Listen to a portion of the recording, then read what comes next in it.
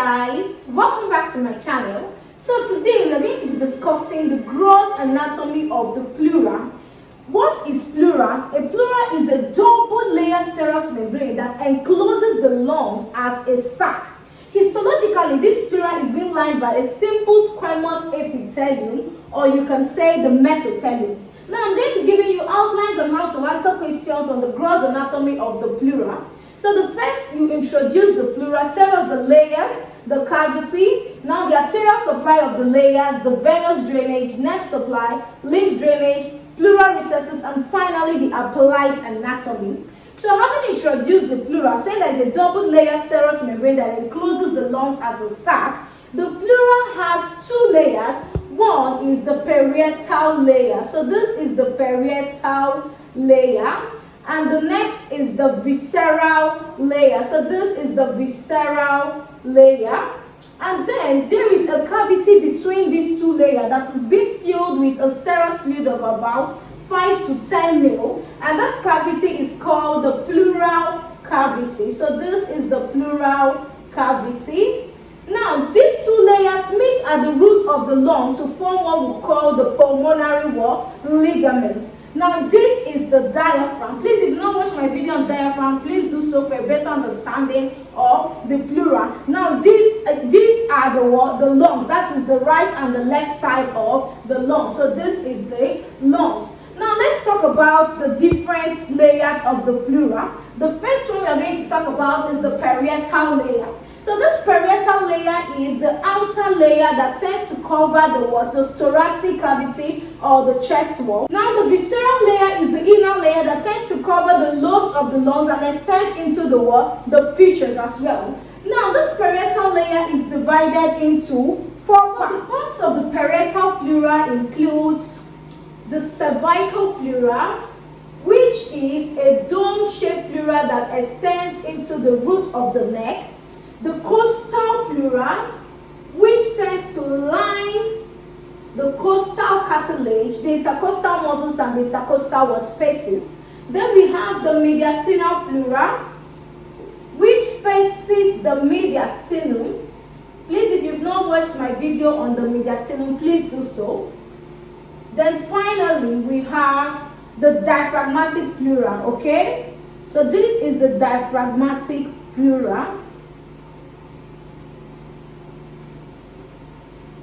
So the diaphragmatic pleura has two parts, the peripheral diaphragmatic pleura and the central diaphragmatic pleural. So this is the central diaphragmatic pleura. Now these are the parts of the parietal pleura.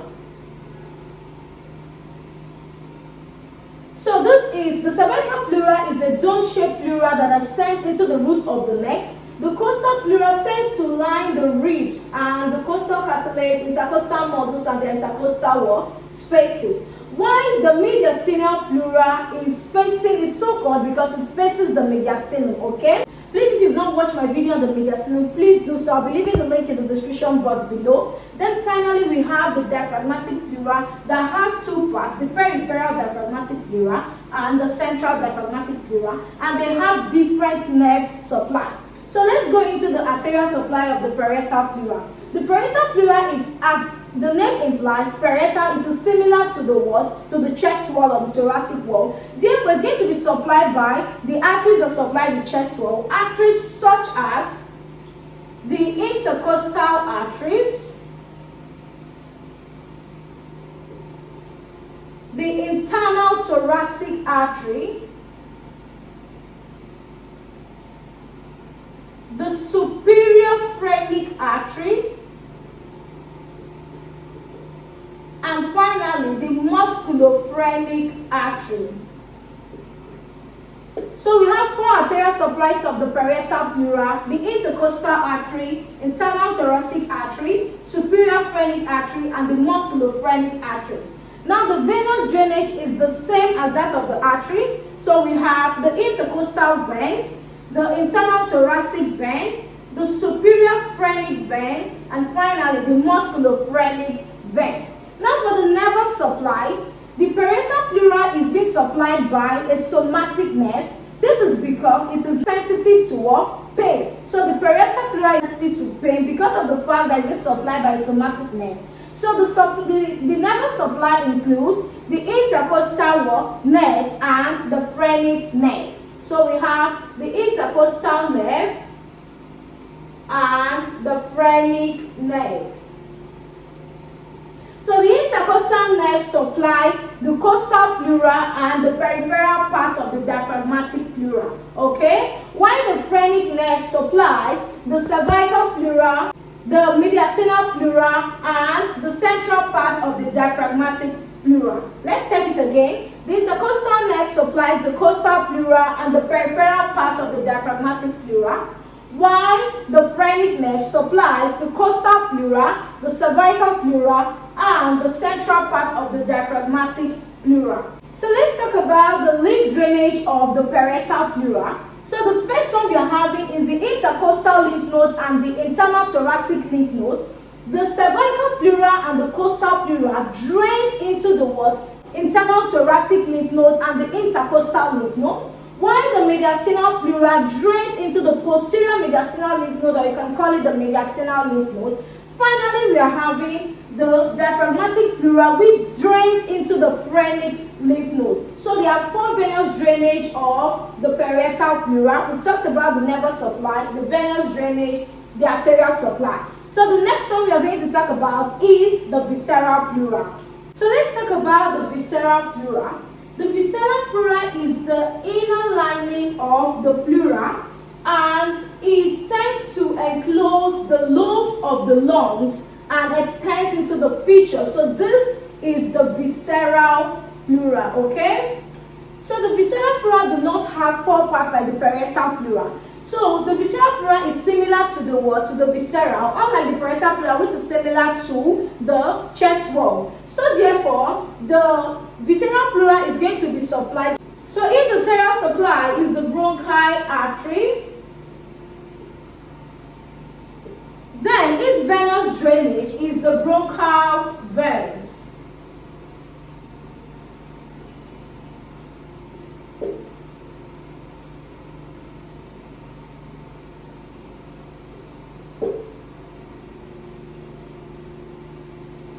The nervous supply of the visceral layer is supplied by an autonomic nerve, and because of this, it is not sensitive to pain, unlike the parietal pleura that is sensitive to pain because it's supplied by somatic nerve.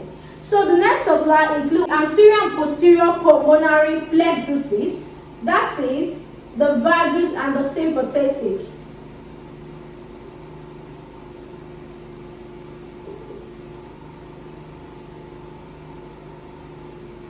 Pulmonary plexuses, which is the vagus nerve, and the sympathetic.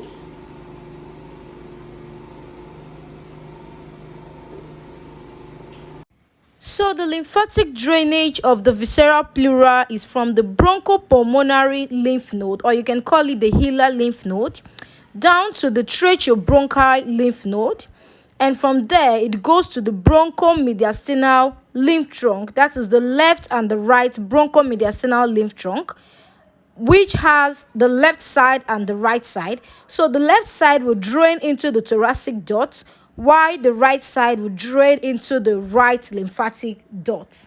So in summary, the parietal pleura is the outer layer of the pleura, while the visceral pleura is the inner layer of the pleura, okay? There is a cavity between these 2 layers called the pleural cavity that consists of the serous fluid, about 5 to 10 mil. So the parietal pleura has 4 parts: the dome-shaped cervical pleura, which extends into the root of the neck; the costal pleura that tends to line the ribs, the costal cartilage, intercostal muscles, and intercostal spaces; the mediastinal pleura that faces the mediastinum; and the diaphragmatic pleura that is above the diaphragm, which has 2 parts: the peripheral diaphragmatic pleura and the central diaphragmatic pleura. Okay? Now we've talked about the arterial supply, venous drainage, nervous supply, and the lymphatic drainage. Same as the visceral. Now we talked about the layers of the pleural, its arterial supply, venous drainage, lymphatic drainage, and all. Now let's talk about the pleural recess.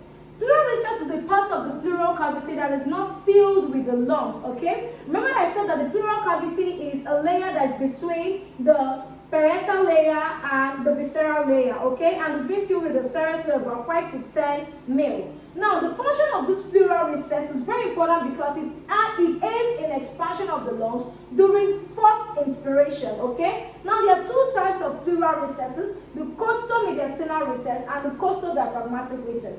The difference between the costo-mediastinal recess and the costo-diaphragmatic recess is that this one is seen along the anterior border of the pleura, while the costo-diaphragmatic recess is seen at the base or the inferior border of the pleura, okay? And the costo-mediastinal reflex is deeper on the left side than on the right side, while the costo-diaphragmatic recess is larger than the costo-mediastinal recess. This one is seen at the anterior border of the pleura, while the costo-diaphragmatic is seen at the inferior border or the base of the pleura. Now, clinically, this pleural recess presents what we call a pleural effusion.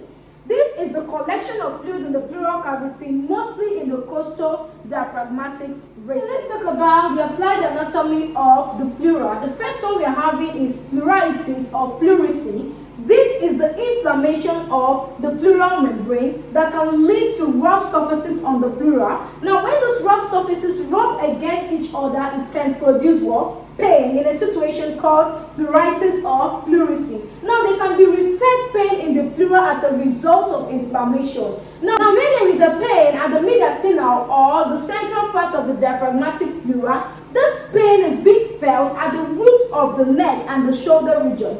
This is because the mediastinal and the central part of the diaphragmatic pleura is being supplied by the phrenic nerve from C3, C4, and C5. So when there is a pain in the mediastinal part, the mediastinal parietal pleura, or the central part of the diaphragmatic pleura, okay, that pain is being felt at the roots of the neck and at the shoulder region because it is being supplied by the phrenic nerve, okay, from C3, C4, and C5.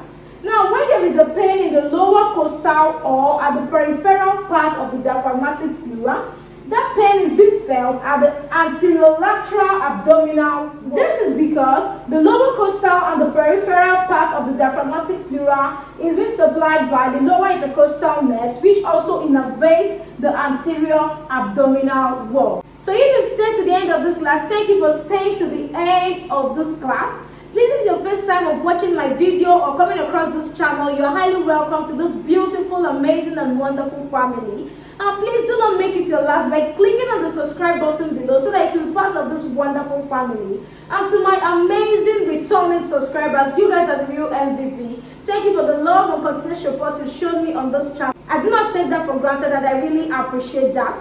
My name is Joy Onyi. I'm a basic medical lecturer and I teach anatomy. I am an online tutor and I own an educational channel on YouTube where I post most of my videos on anatomy. Please do well to subscribe to my channel, turn on your notification bell so that you'll be notified anytime I post a video. Thank you all and see you guys in my next class. Bye!